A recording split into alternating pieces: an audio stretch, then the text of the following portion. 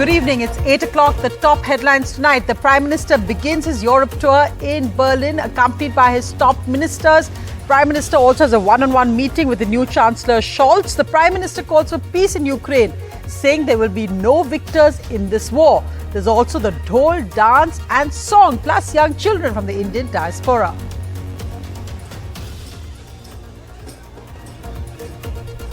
Vaccinations are not mandatory for all, says the Supreme Court.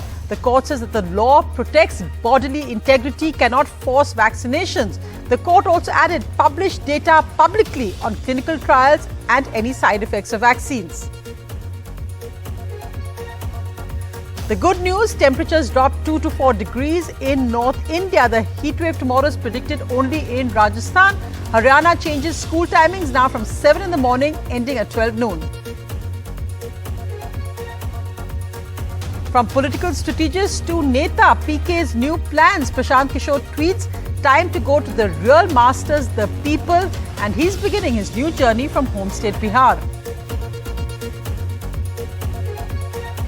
Amit Shah arrives in Bengaluru tonight. Will Chief Minister Bomai hang on to his job? Speculation after powerful General Secretary B.L. Santosh's comments on the BJP having the bravery to make changes. A high-level meeting on Karnataka today at the BJP President's house. Major Karnataka cabinet expansion likely soon. Ukraine drones bomb Russian naval ships in the Black Sea. This footage released by the Ukrainian Defense Ministry. Huge worry here. 2 passengers in the ICU in West Bengal's Durgapur after SpiceJet turbulence. The Directorate of Civil Aviation orders an inspection now of all SpiceJet aircraft. The report also finds lapses by the crew after the accident. At least 14 passengers were injured. And India's favourite summer getaway now seems to be Kashmir. 6 lakh tourists so far in just 4 months. That's more than the whole of 2021.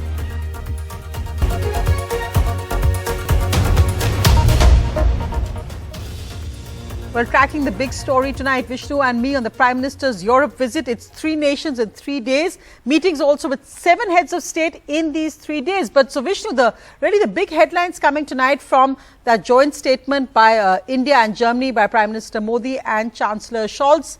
Let's just look at what are the main details. The Prime Minister called for peace, for an end to the Ukraine war, saying there will be no victors in the Russia-Ukraine war. Today, on day 1 of his visit, the Prime Minister is in Germany, where he's held talks with the German Chancellor Olaf Scholz. The Prime Minister's visit comes as European nations deal with the fallout of Russia's invasion of Ukraine. While India's policy is one of non-alignment in foreign policy, Delhi has maintained that European partners are India's companions in the quest for peace and prosperity. Ukraine के संकट के आरंभ से ही हमने तुरंत युद्ध विराम का आह्वान किया और इस बात पर जोर दिया था कि विवाद को सुलझाने के लिए बातचीत ही एकमात्र उपाय है। हमारा मानना है कि इस युद्ध में कोई विजयी पार्टी नहीं होगी। पोस्ट कोविड काल में भारत अन्य बड़ी अर्थव्यवस्थाओं के मुकाबले सबसे तेज ग्रोथ देख रहा है। I am delighted that the first intergovernmental consultations of this government take place with the India government. For me, that is a sign of the special quality of our relationship. I invited you as our guest to the G7 summit end of June to Elmo, and we look forward to welcoming you back to Germany. Several Indian ministers are with the Prime Minister for the India-Germany intergovernmental consultations, including the Foreign Minister, the National Security Advisor, and the Finance Minister, Nirmala Sitharaman. India and Germany have been strategic partners since 2000. The Prime Minister, before departing, said that he intends to reach out to the Indian diaspora as well on this visit. There are 1 million people of Indian origin who live in continental Europe. Now, after Germany, the Prime Minister travels to Copenhagen for the Indo-Nordic Summit. The summit focuses on post-pandemic economic recovery, climate change and renewable energy. Before returning, the Prime Minister meets the French President Emmanuel Macron in Paris. He will convey his personal congratulations to President Macron on his re-election. The European Union is India's 3rd largest trade partner. That needs to be kept in mind. It accounts for 62.8 billion euros in 2020, which is 11.1% of total trade. Vishnu Shom for NDTV.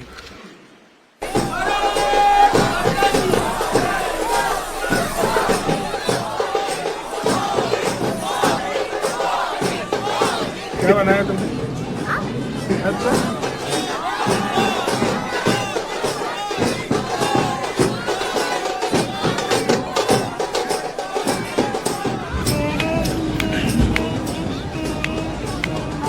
वाह वाह बढ़िया.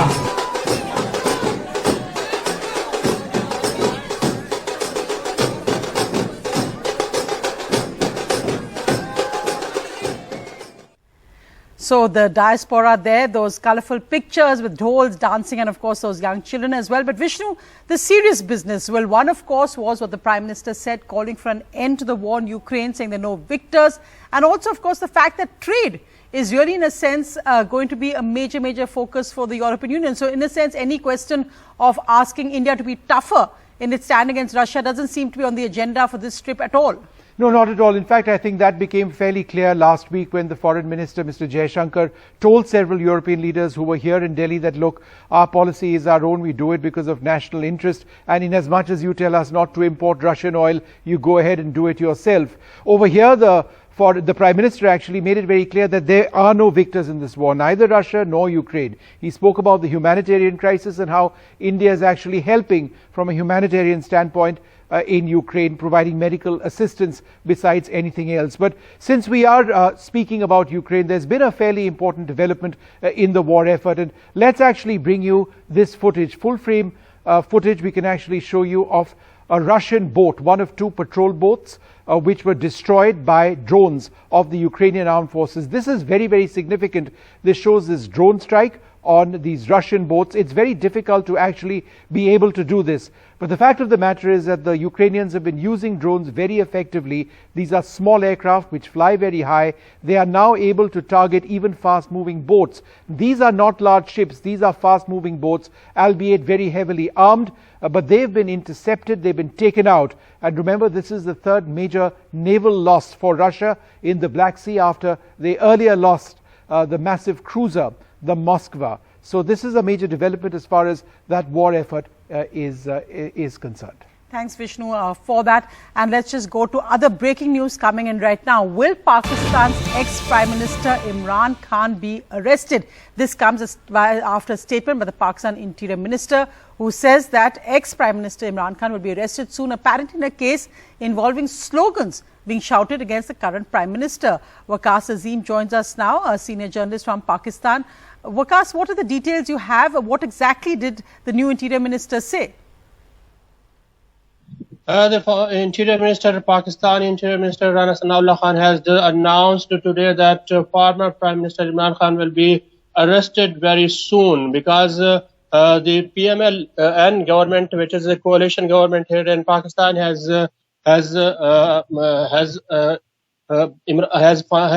given some FIRs against former Prime Minister Imran Khan on the charges that last week Prime Minister Shehbaz Sharif and his delegation was in Saudi Arabia, and some scuffle and slogans were raised against the former Prime Minister, even Nawaz Sharif, and the Prime Minister Imran Khan and his delegation Shehbaz Sharif, which was in Saudi Arabia. Today the government has lodged some FIR against the Imran Khan, and former Prime Minister Imran Khan still is at the center stage of Pakistan's politics. Today he has announced that, as you pointed out, this came also after the Imran Khan had that huge rally in Lahore. So again, a stage of political confrontation between supporters of now the government and Imran Khan. Thanks so much for joining us on that. But a quick look at other news. Well, the report has come out on the SpiceJet aircraft turbulence, in which 2 passengers are now in the ICU at Durgapur in West Bengal. Vishnu, what details do you have on that? Well, this is just a preliminary report which has come in by the Director General of Civil Aviation. It points to a very serious situation on board the aircraft, the airframe of the aircraft being exposed to fairly high G-forces. In other words, because of the extreme turbulence, the passengers on board would have been feeling extremely uncomfortable. Many of them were thrown up and down, 2 of them in the intensive care unit, 14 passengers and 3 crew members are hurt. The injuries related to head, to spine, to the face as well.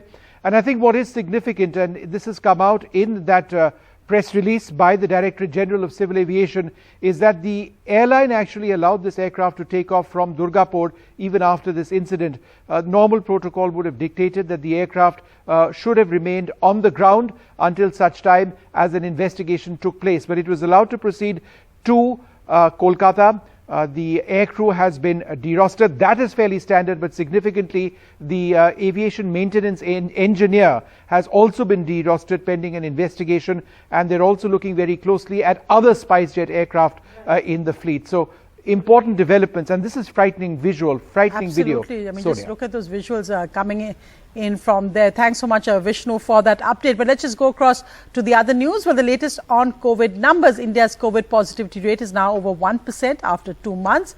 The cases in the last 24 hours have gone down slightly. So have the deaths, but so have the tests. And that's why the positivity rate has actually crossed 1%. But the big headline on COVID is really the Supreme Court saying today that vaccinations are not mandatory for all. The court said that no one can be forced to get vaccinated and that bodily integrity is protected under the law. Sukirti has this report. The Supreme Court today gave an important decision on the issue of vaccine policy. It said that nobody can be forced to get vaccinated as the law protects bodily integrity. However, for larger public health interests, the government can impose certain restrictions on individual rights. The court said that the government's current vaccination policy is neither arbitrary nor unreasonable as it is based on expert opinion as well as scientific evidence.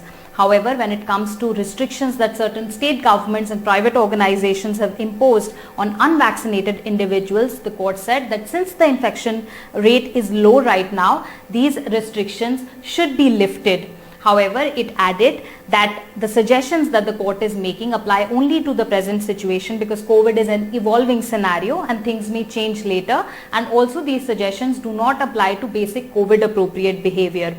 In terms of disclosure of data of clinical trials of vaccines, a demand that had been made by the petitioner, the court directed the central government to put up all the data of clinical trials of vaccines on a publicly accessible virtual platform, and all the adverse effects of vaccination, both in terms of adults as well as children, all of that data should also be available on this publicly accessible platform. But what were the arguments made by all the parties in the Supreme Court when the hearings were going on? If you look at the central government, it had said that this particular petition is against national interest and it is going to create vaccine hesitancy. The centre said that vaccination is voluntary from our end, however, certain state governments have mandated it. The centre added that all the vaccine administration process is being regularly monitored by us. If you look at what the vaccine manufacturers had said in court, the Serum Institute of India said that all of its data is already available with the regulator. Bharat Biotech denied all allegations that it had not been disclosing information and said that data even about its phase 3 trial had already been put out. If you look at how the state governments had defended their vaccine mandates, Tamil Nadu said that all of these mandates are in larger public interest. Maharashtra said that in its local trains, social distancing is not possible and that is why vaccine mandates are necessary for public transport. Madhya Pradesh said that its decision to show vaccine certificate in public places is going to create more awareness about vaccination. In New Delhi with camera person Joseph, this is Sukirti Dwivedi for NDTV. Well, let's move across to other news. Well, the weather, and this is a good news on the heat wave because temperatures have now dropped in the north by 3 to 4 degrees. In fact, the Met Department says that over northwest India, temperatures will be down by 3 to 4 degrees. Heat wave will only be prevalent in Rajasthan. This fall is coming after a western disturbance which will impact the temperatures. We can see already that there's been flooding in Bengaluru after hailstorms, and the heat wave now is mainly going to be in Rajasthan and Maharashtra.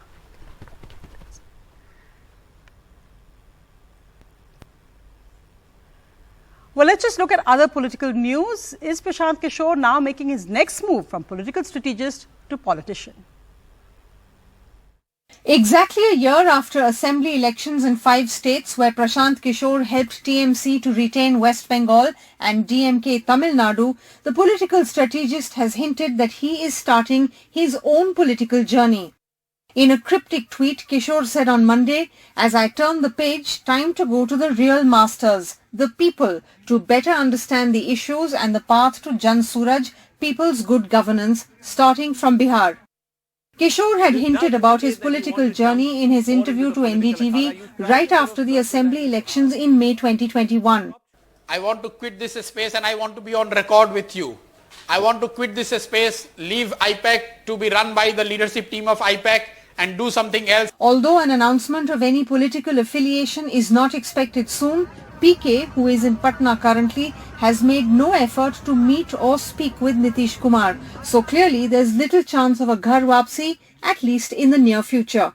Beyond his tweet today, there is not much information available, and his likely opponents, if he does join politics, seem to be waiting and watching for now. I have no comments to make on this. I wish him all the very best with it. Why should I make a comment on somebody else's political journey? I think it is a fundamental right to vote, and it's as much a fundamental right to contest elections and be a part of electoral politics. I wish him all the very best. While Prashant Kishor has not made it public whether he would be starting a political party or just a political platform for now, he is scheduled to address a presser on Thursday where he is expected to reveal his future political plans. With Manish Kumar from Bihar and camera person Sudhish Ram, this is Arvind Gunasekar for NDTV. Well, the other big headline, will Karnataka Chief Minister Bommai hold on to his job? This as Home Minister Amit Shah arrives in Bengaluru tonight after a large-scale meeting today at the BJP President's house with top ministers as well. Speculation after powerful General Secretary B.L. Santosh's comments over the weekend. Union Home Minister Amit Shah will land in Bengaluru tonight, even as BJP National General Secretary B.L. Santosh has hinted at a change in Karnataka ahead of elections in 2023.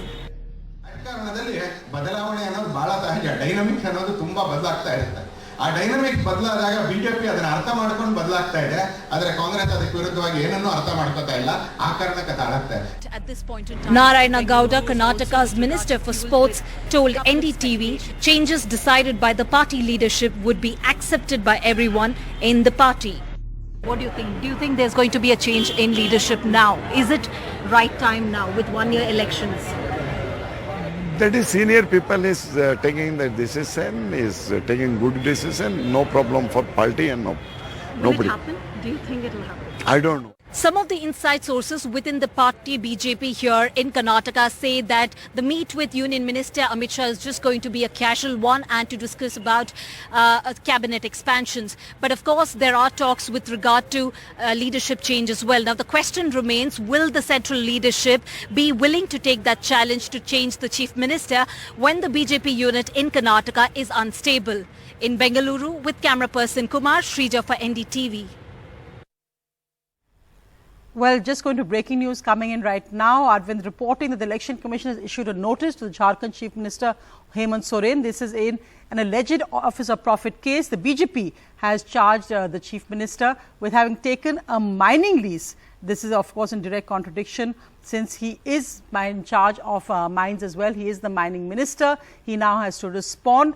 The JMM argues that this is being done to topple the JMM Congress government, given the fact that the BJP is the one who's been targeting Mr. Soren, and that they claim, the JMM, they've written to the governor, saying this is political targeting because this issue of the mining lease, according to the JMM, is actually an old one. Arvind, what are the details you have?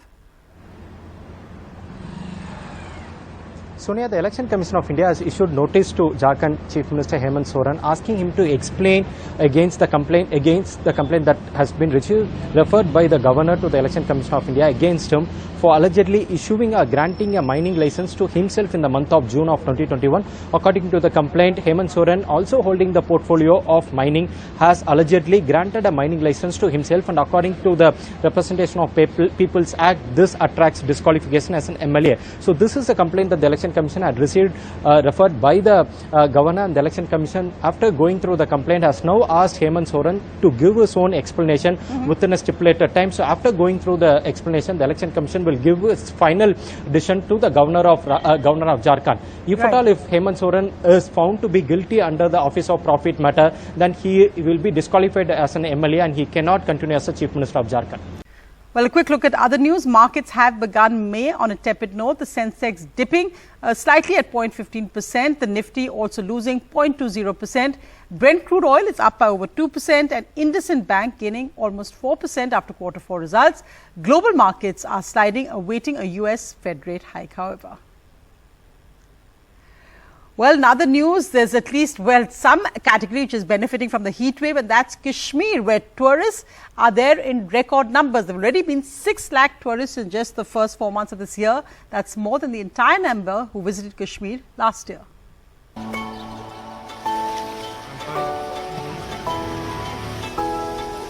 Excellent means excellent. There is no word to explain. It's after several years that tourists like 80-year-old Vidya Thakur Desai from Pune are flocking to Kashmir in such large numbers. Over 6 lakh tourists have visited in the last 4 months, which is more than the number of tourists who visited during the whole year of 2021. I've heard so many times it is heaven, so literally it is heaven. We are enjoying. Yesterday we came from Pune, but absolutely people are very cooperative, excellent food, we are enjoying everything. The tourist influx is great news for people like Shikara owner Nazir Ahmed, who has faced tremendous hardships in the last 2-3 years due to the COVID and security situation.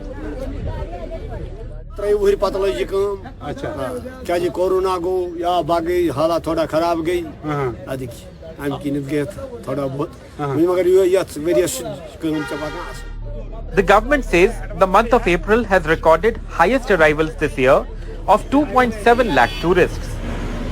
And I'm sure that the way we have created new experiences, we have tried to introduce new areas, and we have done a very vigorous campaign throughout country.